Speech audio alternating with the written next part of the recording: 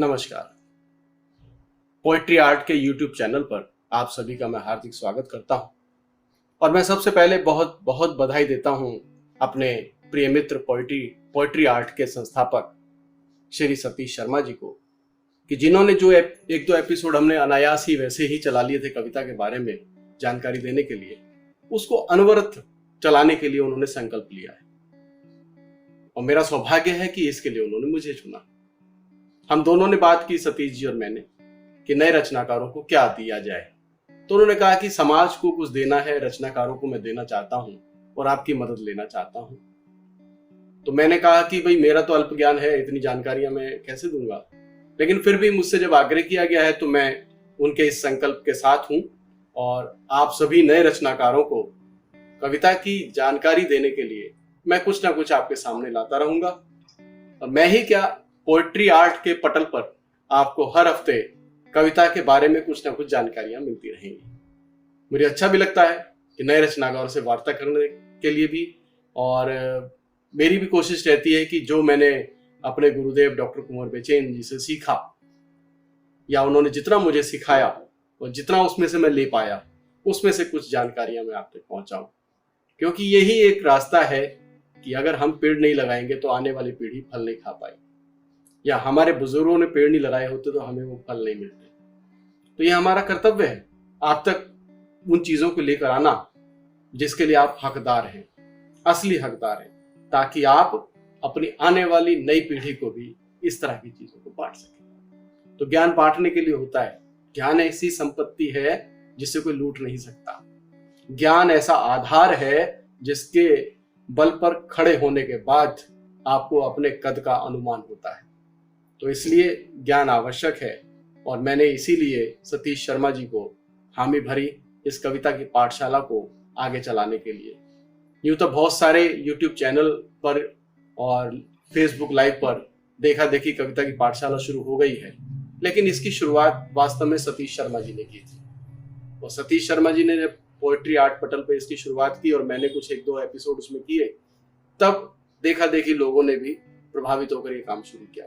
लेकिन मुझे खुशी है कि कम से कम नए रचनाकारों के लिए किसी ने कुछ सोचने की तैयारी तो की, इस तरफ कुछ कदम तो बढ़े। औरों ने नकल ही की, लेकिन वास्तव में एक प्रयास तो शुरू हुआ ना, ये आवश्यक था। अब कविता की पाठशाला का पहला एपिसोड है जो मैं आपसे रूबरू हो रहा हूं। अब इसमें क्या बताऊं आपको, मैं इस असमंजस में था। मैं कई दिनों से असमंजस में था और सतीश जी मुझे लगातार कह रहे थे कि वीडियो लाओ, मुझे दो, समय होने वाला है, उस दिन मुझे रिलीज करना। मैं बहुत सोचने के बाद मुझे ध्यान फिर आया कि क्या बताया जाए शुरुआत में। तो मेरे मन में एक बात तय हुई और मेरे दिमाग ने उसको क्लिक किया, कहते हाँ ये बात पहले बताई जाए। अब पीछे देखिए, मेरे ये सब पुस्तकें लगी हुई है, सब किताबें हैं, मेरी छोटी सी लाइब्रेरी है। लेकिन जब मैं इस किताब को हाथ में लेता हूं तो इसको खोलने से पहले, अंदर के पृष्ठ पढ़ने से पहले, मैं इसके आवरण को बहुत देर तक देखता हूं। सोचता हूं कि ये शीर्षक इस किताब का कैसे आ गया, या अंग्रेजी की कोई किताब है और मेरे हाथ में आती है और मैं अंग्रेजी के पन्ने अंदर पढ़ना चाहता हूं, लेकिन मेरा दायित्व बनता है, मेरी जिज्ञासा होती है कि अंग्रेजी है क्या, अंग्रेजी कहते किसे हैं, ये कहां से आई, कैसे आई, ऐसे कोई भी विषय कहां से आ गया जो इसका कवर बना, अंदर के पेज नहीं बने।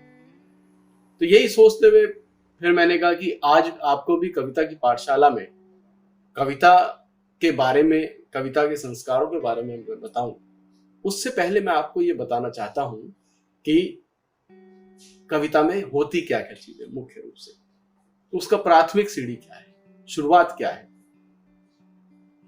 देखिए, कविता के दो आधार मुख्य होते हैं, एक आपके भाव यानी विचार और दूसरी आपकी भाषा, आपके लिखने की शैली।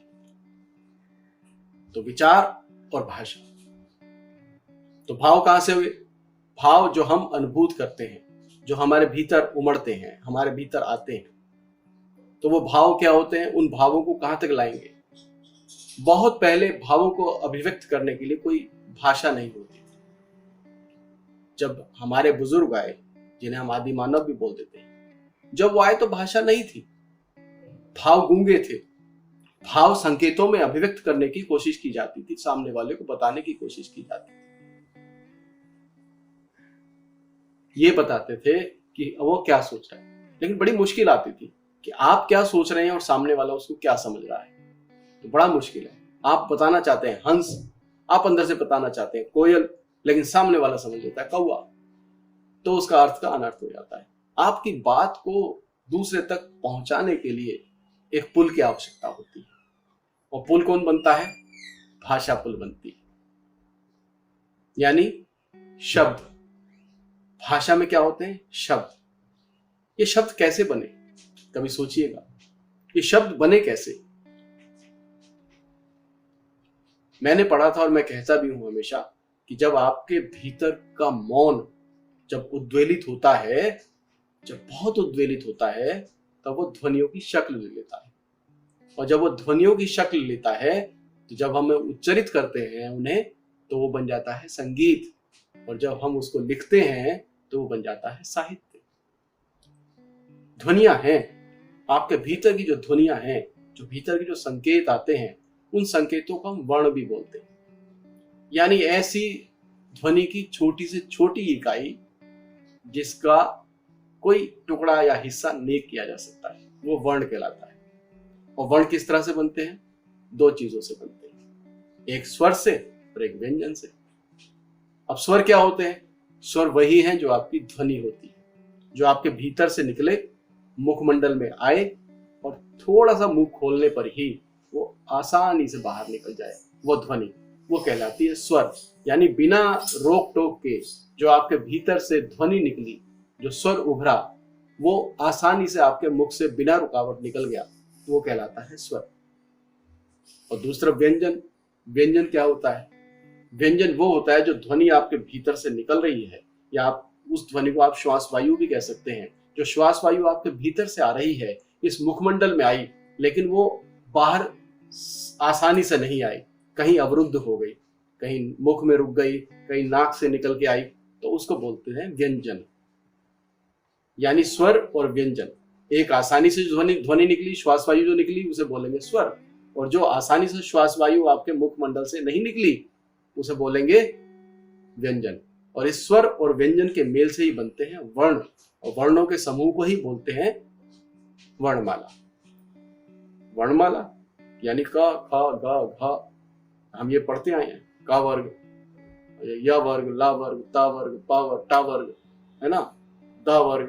तो इस प्रकार के जो वर्ग हैं, तो जो उच्चारित किए जाते हैं वर्ण जो हैं, उनकी संख्या है लगभग 45 होती, लेकिन जो लिखे जाते हैं हमारे यहाँ पर देवनागरी में, तो उस लिखने में आते हैं हमारे यहाँ पर टोटल वर्ण जो है वो है 52, उनकी संख्या होती है। और वो बात अलग है कि मुंह के अंदर से दांतों में से कौन सा व्यंजन वर्ण निकल रहा है, मूर्धन्य उससे ऊपर तालु जो है उससे कहां से निकल रहा है, जीभ में से कौन सा निकल रहा है, दांतों से टकरा के कौन सा निकल रहा है, कौन सी ध्वनि निकलती है। जैसे जैसे वो ध्वनियां निकलती थी तो बहुत पहले उसका अनुमान लगाकर उसी तरह से उसका आकार निश्चित किया गया, तो वो वर्ण अक्षर की शक्ल में आया। का गा यानी अक्षर। का आधा है जब तक उसमें स्वर नहीं मिले। स्वर क्या है? अ आ, ई उ ए ऐ ओ औ, ये कहलाते हैं स्वर। इन स्वरों के साथ जब व्यंजन का हलंत यानी बहुत छोटी इकाई होता है तो का बिना समय लिए जल्दी बोल दिया जाता है, लेकिन उसमें जब स्वर मिलता है, क के साथ अ की ध्वनि मिली तो पूरा बनता है क, एक वर्ण पूरा बन जाता है। तो क ख वो अक्षर भी कहलाते हैं, वो अक्षर कहलाते हैं। तो वर्णों के समूह को क्या बोलेंगे? अक्षर, वर्ण। और अक्षरों के समूह को क्या बोलेंगे? शब्द। तो स्वर अपने अलग तरह के होते हैं, उसमें कई प्रकार हो सकते हैं। स्वर में धीरे से जो बोलने वाले होते हैं, अ ई उ, है ना, ये जो है छोटे वाले, या री में छोटी मानी जाती, तो री, तो ये जब बोलते हैं ये होते हैं अनुनासिक। तो ये आराम से स्वर कम समय लेके निकलते हैं। एक दूसरा स्वर का प्रकार होता है अनुस्वार। अनुस्वार का मतलब होता है कि थोड़ा सा ज्यादा दम लगाना पड़ता है, ध्वनि ज्यादा निकल के आती है, जैसे आ, बड़ा आ, बड़ी ई, बड़ा ऊ, छोटा ओ, हाओ, छोटा ए, बड़ी आई, ए से ऐनक। तो ये जो है ये कहलाते हैं दीर्घ स्वर, यानी अनुस्वार बोलते हैं इनको। और लघु स्वर जो छोटे होते हैं जिसमें कम समय लगता है उसमें ह्रस्व स्वर भी बोलते हैं। एक स्वर होता है प्लुत, प्लुत स्वर। प्लुत क्या होता है? प्लुत यानी दूर से किसी को आवाज दे के बुलाया जाए तो होता है प्लुत, जिसमें बहुत ज्यादा, यानी जो आपका पहला ह्रस्व स्वर होता है उससे 3 गुना जिसमें ताकत लगानी पड़ जाए वो प्लुत हो जाता है। जैसे दूर से आवाज दो किसी को, या जिसको बोलो ओम, तो ओम में पूरी ताकत, 3 गुना आपकी ताकत लगती है, तो ये कहलाता है प्लुत। दूर से बुलाओ राम, तो ये हुआ प्लुत। कृष्ण, ऐसी राधा, तो ये होते हैं प्लुत स्वर। ये भी दीर्घ में ही आते हैं। तो ये इस तरह से इनका आकार हुआ। शब्द को ब्रह्म भी कहते हैं हमारे यहाँ शास्त्रों में। अब शब्द को ब्रह्म क्यों कहा जाता है? हमारे यहाँ कहा गया कि शब्द की उत्पत्ति जो है वो महती स्फोट प्रक्रिया से हुई। महती स्फोट प्रक्रिया जिसे ब्रह्मनाद बोलते हैं, बहुत ज्यादा महती स्फोट प्रक्रिया, जहां बहुत शोर के बाद कोई उत्पत्ति होती है। जैसे बच्चे का जन्म होता है एक पूरी चीख, पूरी पीड़ा के बाद, बड़े शोर के बाद। तो इतना ज्यादा गर्भगृह से निकल के जिस शब्द की या वर्ण की या ध्वनियों की उत्पत्ति हुई, शब्द की उत्पत्ति हुई, उसे बोलते हैं शब्द ब्रह्म। वो ब्रह्म का रूप लेता है, ब्रह्म उत्पत्ति का सूचक है, तो इसलिए शब्द को ब्रह्म कहा जाता है। और इसका विनाश जो होगा वो कहते हैं हमारे शास्त्रों में कि इस विनाश भी जो होता है, यानी जन्म जो है, उत्पत्ति है, वो महास्फोट प्रक्रिया है, लेकिन इसका विनाश भी महती स्फोट प्रक्रिया से ही होगा। इसलिए शब्द को ब्रह्म कहते हैं, उत्पत्ति का सूचक है। तो ऐसे क्या हुआ कि हमारे मौन से बनी ध्वनियां, ध्वनियों से बने संकेत, संकेतों से बने स्वर और व्यंजन, उन दोनों के योग से बने वर्ण, यानी वर्णमाला। वो जो वर्ण है उन्हें आप अक्षर भी बोल सकते हैं, जिनका क्षरण कभी नहीं होता। उन अक्षरों के योग से बनते हैं शब्द, जिन्हें हम इस्तेमाल करते हैं। और अपनी कविता में अगर हम शब्दों का सही इस्तेमाल करें तो शब्द ब्रह्म हैं, जाया नहीं होने चाहिए। तो जहां अनुकूल जितना भी उसका उपयोग और सदुपयोग हो सके, शब्द का वैसे ही उपयोग करना चाहिए। कहते हैं शब्द की शक्ति बड़ी मारक होती है। अगर सही इस्तेमाल कर रहे हैं तो वो आपके लिए हथियार है दूसरे पर वार करने के लिए या दूसरे को सम्मोहित करने के लिए। लेकिन शब्द में अगर आपने गलत इस्तेमाल किया तो वही शब्द आपकी तरफ भी हथियार, आपकी तरफ चल जाएगा। और अगर अच्छा है तो समाज को हित में आएगा, विकास करेगा, समृद्धि लाएगा। और उसका गलत प्रयोग करते हैं शब्द का तो वो विनाश लाएगा, आपके लिए हानिकारक है, आपके विकास के सारे मार्गों को अवरुद्ध कर देगा, आपके प्रगति पथ को काट देगा। तो इसलिए शब्दों का चयन बहुत अच्छी तरह से करना है। हम अगर लिख रहे हैं अपनी कविता, तो कविता में ऐसे शब्दों का प्रयोग करना चाहिए जो शब्द ब्रह्म हैं, तो वो अपनी उपयोगिता को साबित करें। तो बहुत सोच समझ कर लिखना है, बहुत सोच समझ कर शब्दों का प्रयोग कहाँ करना चाहिए, है ना। तो शब्द बहुत महत्वपूर्ण है। वो बात अलग है कि शब्द में कितनी मात्राएं, कौन सा शब्द कैसे बोला जाए, क्योंकि शब्द में अगर छंदबद्ध लिख रहे हैं आप तो उसमें अलग एक विधान है व्याकरण का, और छंद मुक्त लिख रहे हैं तो अलग विधान है। लेकिन शब्द की महत्व जो है, शब्द की महत्ता तुकांत कविता में भी है और तुकांत कविता में भी है। शब्द को हमेशा ध्यान रखना है, शब्द को हमेशा ध्यान रखना है। कहाँ आप मान लीजिए कोई श्रृंगार की कविता लिख रहे हैं और उसमें आपने बड़ा गर्म व्यंजन वाला स्वर श ट है और इस तरह के शब्दों का इस्तेमाल किया जिसमें भारी भरकम शब्द हैं, जिसमें बहुत अनुस्वार और प्लुत स्वरों का इस्तेमाल किया जा रहा है, तो वो कविता अमर नहीं कहलाएगी, वो कविता उपयोगी नहीं कहलाएगी, वो आम जनमानस तक नहीं पहुंच पाएगी। अगर आपको श्रृंगार कविता लिख रहे हैं, सॉफ्ट कविता लिख रहे हैं, तो उसमें सॉफ्ट स्वर, वर्ण, अक्षर, शब्दों का इस्तेमाल होना चाहिए, बहुत जरूरी होता है इसमें। तो ऐसा जिसमें बहुत कम वो लगे, यानी जिसमें बहुत कम जोर लगता हो, ऐसी ध्वनियों का इस्तेमाल सॉफ्टनेस लाने के लिए होता है। तो ऐसे शब्दों का इस्तेमाल करें जिसमें सॉफ्टनेस ज्यादा हो, जो का वर्ग से या इसके अलावा ता वर्ग से, पा वर्ग से, या जो अंतस्थ व्यंजन कहलाता है, जो भीतर से निकलता है, या रा ला वा शा, ऐसे अक्षरों से बने हुए शब्दों का प्रयोग करते हैं। का खा गा घा णा, का गा घा, ये भी जो है आपके सॉफ्ट आते हैं। इसमें ता था दा धा न, ये भी सॉफ्ट माने जाते हैं, है ना। तो पा फा बा भा मा, ये भी सॉफ्ट शब्दों का निर्माण करते हैं। लेकिन टा ढा ढा, ये ओजस्वी कविताएं जो लिखी जाती हैं, वीरस की कविताएं, उसमें ये शब्दों, इनसे बने हुए शब्दों का प्रयोग ज्यादा होने से वो कविता ज्यादा खिल के सामने आती है। तो अगर आप श्रृंगार की कविता लिख रहे हैं तो श्रृंगार की कविता सॉफ्ट स्वरों से, सॉफ्ट वर्णों से बने हुए शब्दों के इस्तेमाल से बहुत दूर तक जाती है। अगर वीरस की कविता लिख रहे हैं जिसमें गर्म स्वर है तो उसमें गर्म वर्ण अक्षरों से बने हुए शब्दों का इस्तेमाल ज्यादा करोगे तो उससे ज्यादा टपाटप ये घोड़ों की टापें।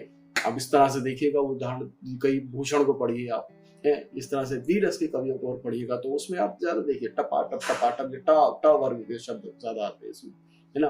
तो टपाटप ये घोड़ों की टापें, अब ये वीरस की है ना। तो ये एक अलग अलग अलग ही आप पे प्रभाव डालती है। और सॉफ्ट है तो देखिएगा ब्रज भाषा में बोलते हैं माए रे माए मुझे कांकरी चुभत है लगत है।